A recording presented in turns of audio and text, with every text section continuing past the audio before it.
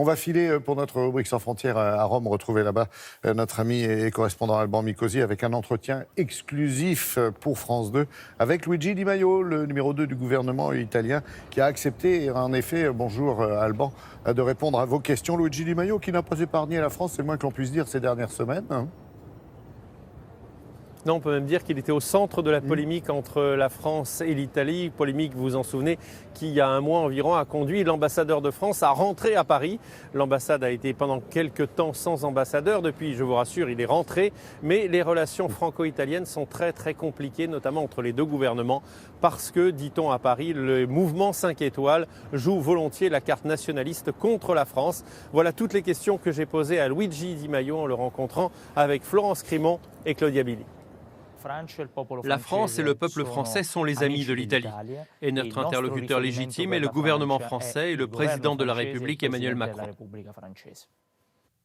Au mois de février, Luigi Di Maio est venu en France soutenir des Gilets jaunes. Regrette-t-il cette rencontre ? Quand nous avons eu connaissance d'une série de déclarations de ces Gilets jaunes et que nous avons vu certains de leurs actes, nous avons décidé de nous dissocier totalement de ce mouvement.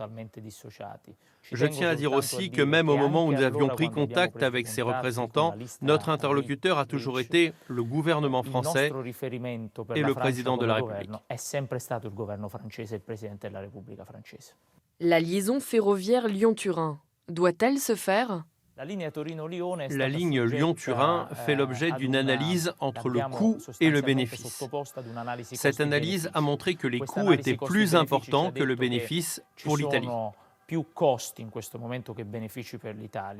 À la suite de cette analyse scientifique, nous avons demandé à notre président du Conseil, Giuseppe Conte, de rediscuter du projet avec Emmanuel Macron. Qu'attend-il des élections européennes ? La gouvernance européenne doit-elle changer ? Il y a plusieurs choses que je regarde avec beaucoup d'intérêt, particulièrement moi en tant que ministre de la Cohésion sociale.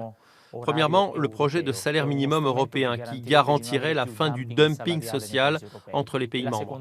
Deuxièmement, la France est un modèle pour nous quant à sa politique d'aide pour les familles et pour les enfants. Ce que nous voudrions, c'est que tous les enfants qui naissent en Europe puissent bénéficier du même type d'assistance que les enfants français. Et puis, nous lui avons donné une reproduction de la Joconde avec cette question : les Italiens veulent-ils récupérer le célèbre tableau ? Il faut que vous sachiez que la première fois que le président Conte a rencontré le président Macron, il y a eu très vite en Italie des photomontages humoristiques avec le président Conte qui rentrait au pays avec la Joconde sous le bras. C'est un sentiment réel en Italie, assez clair. Mais nous sommes deux États amis. Et en même temps, ce qui compte, c'est ce que nous pouvons apporter ensemble à l'Union européenne. Dites-moi, souriant, charmant, parlant doucement, calmement, quel changement de ton? Vous l'expliquez comment, Alban? Ah oui, c'est la grande surprise, c'est que Luigi Di Maio veut désormais jouer la carte de la bonne entente avec la France. Alors on peut chercher une raison dans les résultats électoraux très récents. Vous savez, chaque dimanche en Italie pratiquement, il y a eu des élections régionales et ces élections se sont très mal passées pour le mouvement 5 étoiles qui a été largement dépassé par la Ligue de Matteo Salvini.